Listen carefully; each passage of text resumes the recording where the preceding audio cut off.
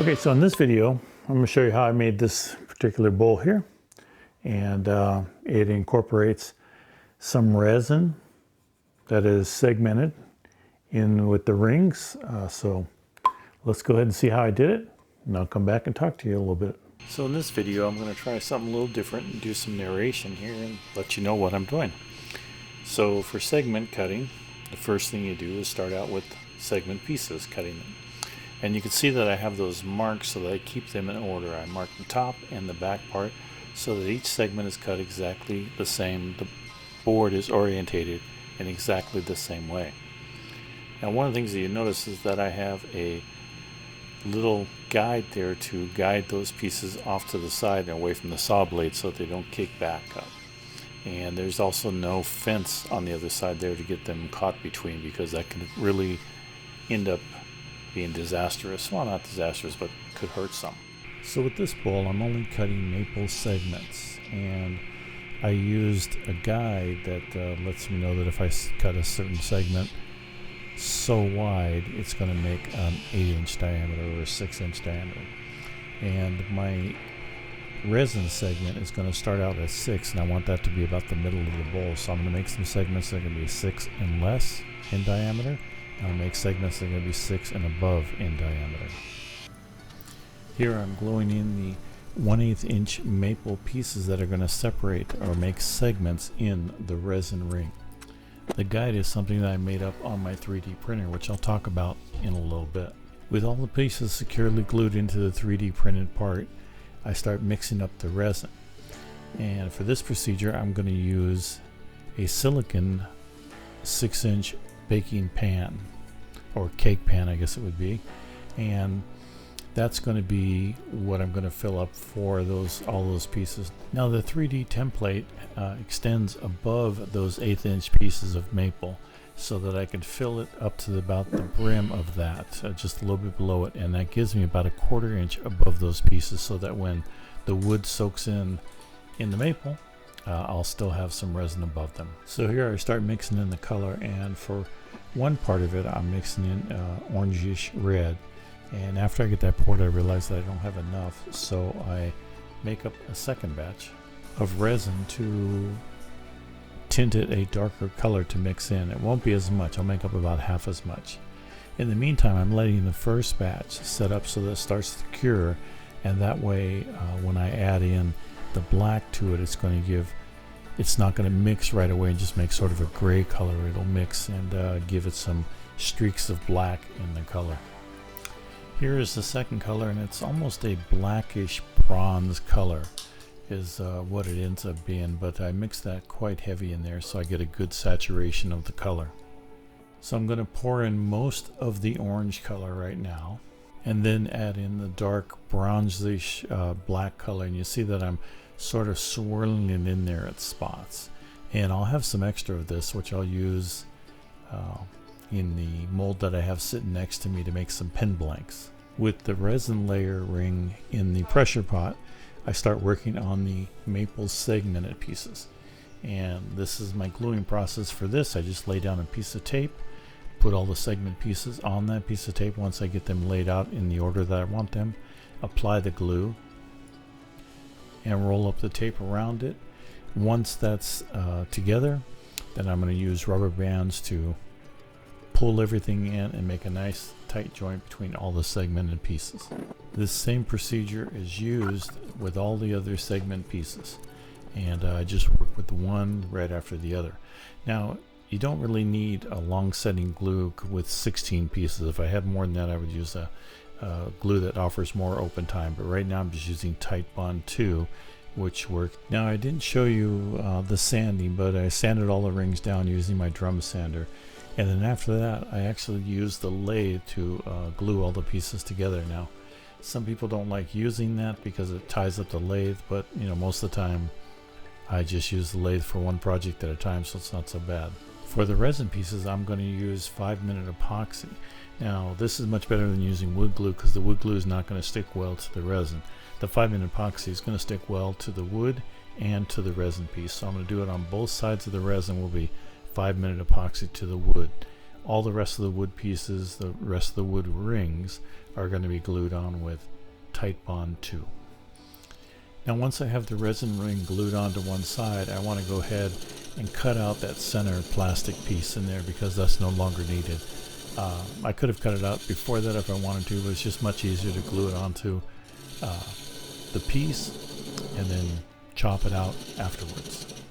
To separate out the ring, I'm going to use an 1/8 inch parting tool at first, and then I realized that that's cutting kind of slow and I don't need to make that big of a cut, so I go to my 16 inch parting tool and just finish off the cut to get rid of the inside plastic part of the ring. Once I have the 3D piece removed, now I can continue my glue up of the maple pieces, some of the rest of the maple segments, onto the bowl. And again, the one that you see there that's already stuck to the ring is attached with 5-minute epoxy, and then my last ring there, which is the rim, is going to be attached with Titebond 2. After all the rings have dried overnight, I go ahead and start shaping the bowl. Now the bowl is pretty close to the shape that I want because I made the rings in the diameter that I needed. And the nice thing about gluing it up on the lathe as opposed to something else is that generally everything is pretty lined up, so it's pretty well balanced. You don't get it off balance a lot if the ring should happen to slip on a different type of glue, if you're like say using your desk and putting weights on top of it. So I find that this lines up everything pretty nice. I didn't have to add a tendon to the bottom because the bottom ring was open, and I just rounded it a little bit and used my expanded chucks in there to hold everything in place, and that actually held on to the entire bowl it held on to it for the entire turning until I had to flip it over to the bottom side. So that worked out really well with less drilling or working on the bowl to create a tenon at the bottom. I first start out with a carbide finishing tool. I find that has less chance of grabbing onto anything. Eventually I'll come in there with a bowl gouge, but for now, the first part of it, I always use this tool, and I very seldom have catches that way. It doesn't cut as fast or as smooth, but it does get everything to shape rather quickly. So my bowl is pretty smooth now, and I decided to go ahead and go with my bowl gouge, and this gives a nice clean cut. Now I'm using Carter & Sons tools, and if you've never used one, I'd highly recommend you buy one and try it. Once you buy one, you'll end up buying more. They are just fantastic tools, and they hold their edge for a long period of time, and they're extremely sharp. You can make those things razor sharp. They make a very clean cut.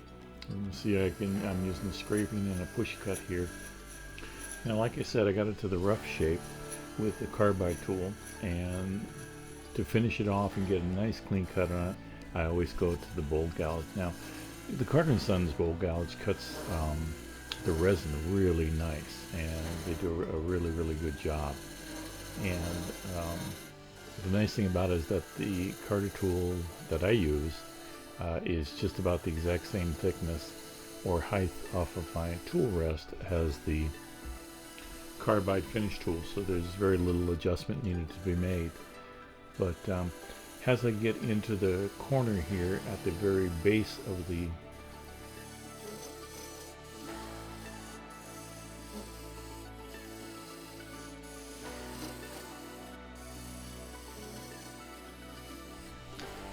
So I have it grooved at the bottom of the bowl before it expands out for the base, and I found that my negative rape carbide tool is just about perfect for that. It's the perfect diameter, and it creates a nice smooth transition between the bowl and the base. The roundness is just exactly what I'm looking for. So I generally use that down at this point here, and being a negative rake, it's not going to catch. I don't have to worry about it hitting both sides at the same time.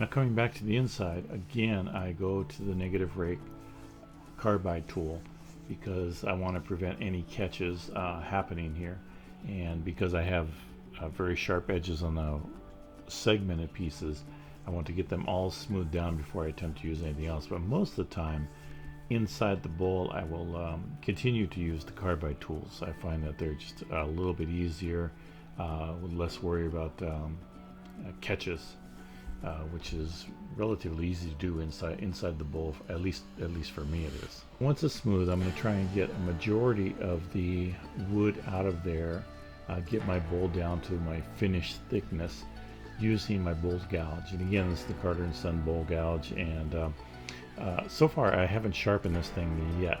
It's still going pretty good. And I believe I'm even using the bottom, what they call the bottom feeder, which is the bottom bowl gouge on this part here, and it seems to cut really well. And you see that the shavings come off quite nice. And it does get a nice smooth finish cut even across the acrylic ring there. At this point I go over to my 1-inch Carter & Son negative rake scraper and get a nice little finish cut going across the inside of the bowl here. And again, the Carter & Son tools are just, can't say enough good things about them. They hold their edge, and it's really nice to have a tool that holds its edge, especially when it's a scraper, because most of the time before I would travel on over to the sharpener quite a bit. Okay, so once the inside is done with the negative rake scraper, I go ahead and proceed to the outside and just do the same thing. I'm going to make nice shallow cuts along the edge there at the top first, and then I'm going to work my way down the bowl and get some smooth cuts. Now, most of the bowl I'm going to use negative rake scraper where it can fit. There are a couple points where it doesn't fit in there quite as well, and that's where I'm going to bring back the negative rake carbide tool, and that will be at the joint right there where the lip and the bowl at the very top, where it has that nice sharp curve in it, and also down at the bottom of the bowl where it joins into the base, where I have that round cutout there, round groove there, and I'll use the negative rake carbide tool for that. But the rest of it, using the negative rake scraper and both tools, I'm taking a very, very shallow cut. I'm trying to make it as light as possible and as even as possible so that there's less sanding to do. Again, just having a sharp tool allows you to have those chips fly off pretty good and make just a nice even cut across there. Now, there's certain points where there's little high spots, and I'll rock back and forth across there until it smooths out. Most of the time I'm looking at the top of the bowl, not necessarily where I'm cutting. I mean, I do pay attention to that because I don't want to make too sharp of a cut, but I do look at the top and use feel to know where the little bumps and extra parts that need to be cut out have to come from. So the last part, of course, is the part that none of us like to do, but we have to make sure that we do it correctly and well, is sanding. And that's going to really improve the finish. So here I'm going to, I always make sure I have my dust mask on, especially when I sand, because you're going to get all kinds of fine particles in the air. But I'm using an angled drill with a 2-inch disc on it, and I start out at 120 and then work my way all the way up to 600. And you'll see at points that I'm actually going to hand sand it too. I'll use the just sandpaper with my hand to also sand. So the drill is used to break it down rather quickly and remove all the cut marks and get it smooth, and then the hand sanding is to really polish it up and get into the corners that the drill disc won't fit into. And as you can see here, I'm finishing up with the sandpaper, and again, whatever grit I am on with the drill, I will do that with the sandpaper. And I think once I got down to like 300 or 400, I just went with just hand sanding it. Once sanding is done and cleaned up, I move on to the finish, and I start out with 2 coats of Mylan's sanding sealer to seal up the wood. And I have it go right across the resin too, although the resin doesn't quite need it, but I just use it across there also. Next up, I bring out the Axe abrasive paste, and I use that on the inside first, and I'm going to put a coat of that on the inside and then wipe it down with a cloth, turning up the lathe to about 1200. I think it was 1200 I turned it up to, and I used the blue paper towels, but I'll use a brand new one of those and wipe it all off and just keep rubbing back and forth until the towel comes out clean. And then from there, I'll move to the outside of the bowl and do the same process. And I do this twice with the Axe sanding abrasive. After all the sanding paste is removed, I use the Axe polishing restoring paste. And I'm just going to use one coat of that. So I'll put on a nice heavy coat, and then again, using the blue paper towel, just run back and forth, sort of pushing it into the wood, and then I will get a brand new fresh paper towel and go ahead and speed up my RPMs back up to about 1200, 1500, and just keep polishing it until everything is removed and nothing else shows up on the cloth, till the cloth comes out clean. Next, I'm going to use the Mylands heavy build friction polish, and this you put on a coat, and I should have said this before, but I didn't, but I'm working at about 350 RPM when I'm applying the coat of stuff, and I put on a decent coat, and then I'm going to really crank it up to about 1500 RPM, and use, again, a blue paper towel, and hold it on there and move across there until it heats up quite a bit, and that's going to cause a lot of friction and really polish this up. And overall, I'm going to put 2 coats on this one. I may have gone 3, I can't remember, but most of the time I do a minimum of 2 coats, sometimes 3 if I think it needs it, but in most cases the 2 coats with all the Axe sanding sealer and polishing compound, that's just about all that it needs. Now if you're going to use this bowl for food, I would stop at the Axe polishing compound, because that is food safe. I think this stuff may be food safe, but I'm not sure. But most of this is going to be used to hold candies that are wrapped up, or nuts that are in, their housing, nuts before they are cracked open. So I don't worry so much about whether the friction polish is food safe. Although most finishes are food safe once they dry. All you got to worry about is it chipping off.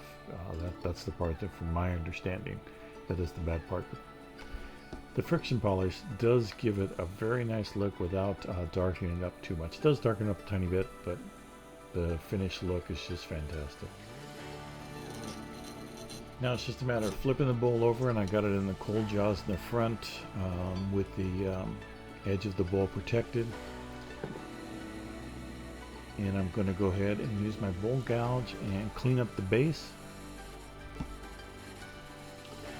And then I'm going to start over with the whole process, with the sanding from 120 to 600. Then going to use the exact same finishing process that I used on the outside of the bowl. 2 coats of sealer, then the Axe abrasive polish, and then the Axe polish restoring compound, and then 2 coats of the Mylands friction polish. And I think actually on the bottom I actually did do 3, because I knew that'd be setting on it quite a bit, so I wanted to make sure there was enough finish on that.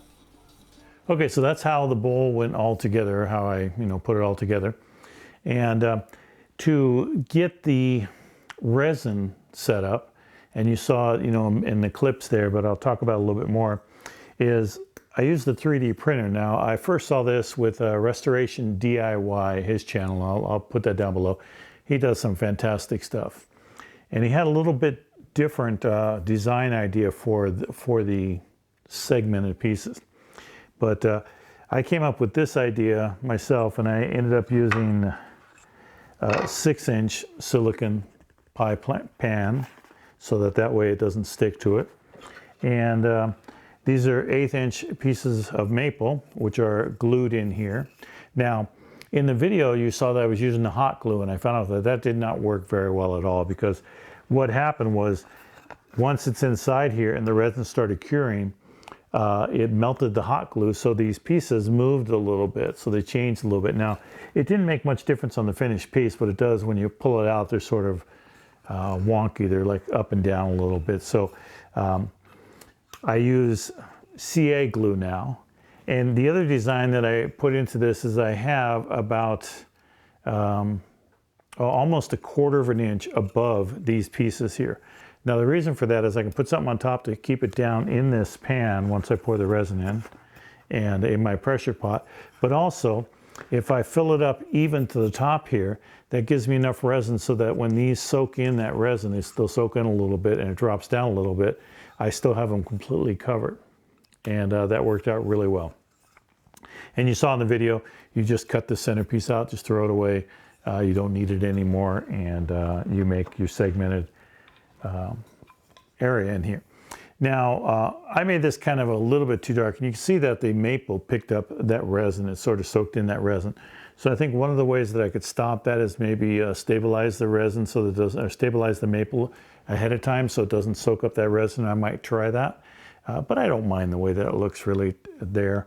I think I would use a brighter color. I mean, I like the way that this looks, but I think I'd use a little bit brighter color for my next one.